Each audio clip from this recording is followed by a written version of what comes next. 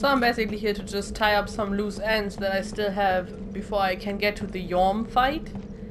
And let me just tell you, Irithyll Dungeon is a not very much mentioned area in Dark Souls 3, but it's... I think people don't want to mention it because it's so terrible that you really do not want to have anything to do with it after you've gone through it. Okay, so if you don't know, there's a type of enemy called a jailer, an Irithyll Jailer, that lowers your full HP bar. Like the max HP is actually drained, not just like your bar, but like the whole thing. And yeah, that are those, and if you can see, there's like probably 20 of them in this room alone. So yeah, that's nothing nice. I think I'll try to clear this room so we can have a safe explore.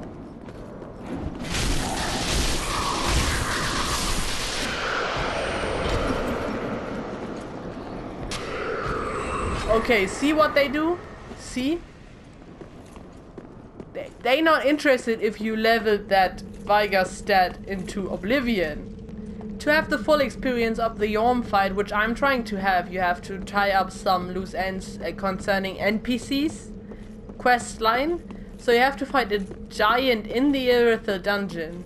And for that you have to get past that room. So that's basically all I'm trying to do. I could cowardly run through, but I've been told there's another NPC that I could rescue and that will teach me dark pyromancies. Which basically to me means nothing because I'm not a pyromancer. I have never used pyromancy in Dark Souls 3. I have in Dark Souls 1, but in Dark Souls 3 it's just, nah.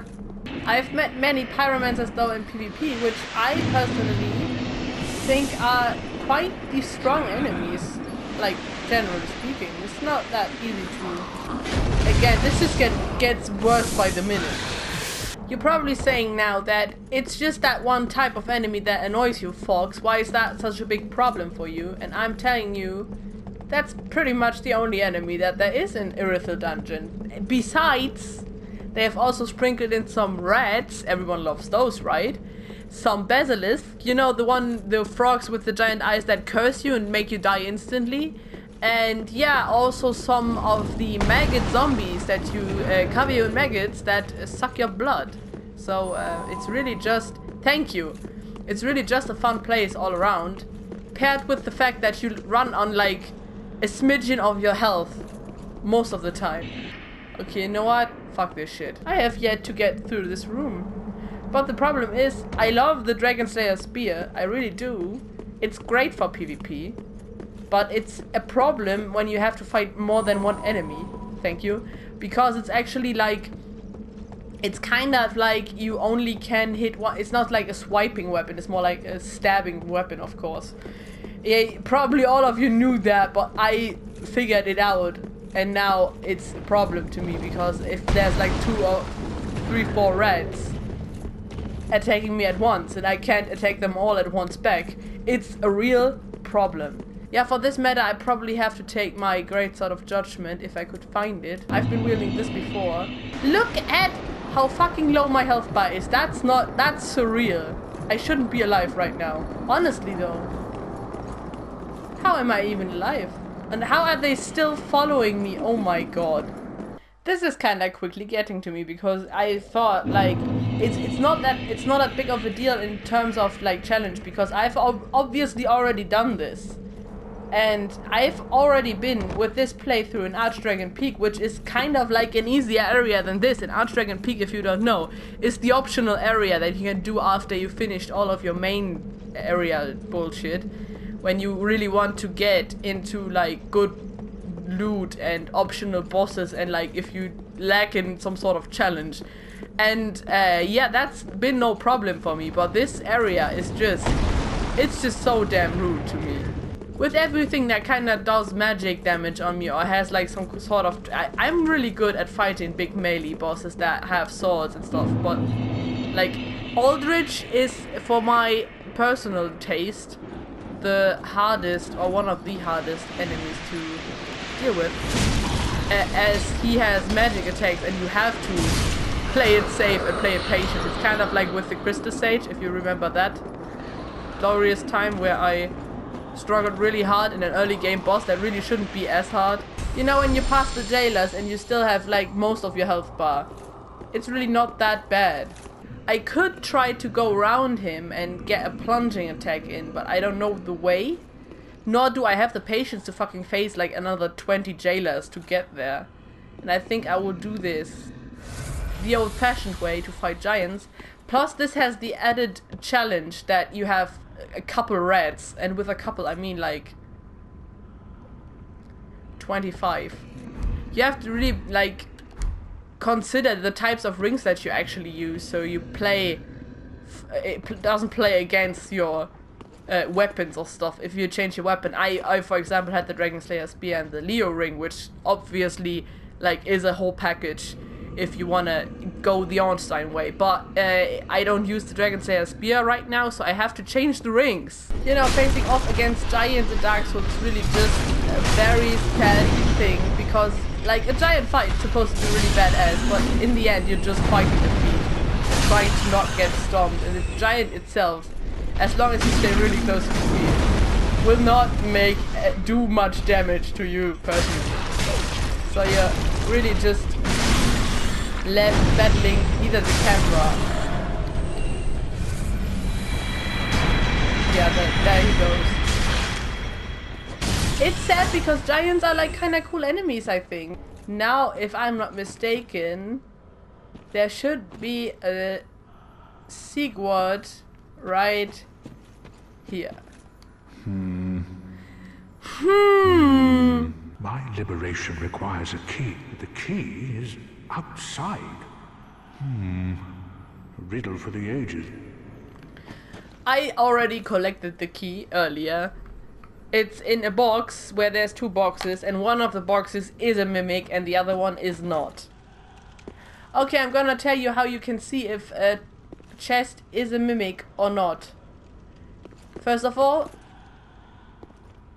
this thing is not cut inwards, so I'm strongly suspecting this is a mimic, and if you pay really close attention, you can see it's breathing. Of course, mimics are it's kinda shocking if you see them. It's a pretty foolproof strat to just always walk around them left, not like where they have the shield, but where they have the weapon. That makes sense.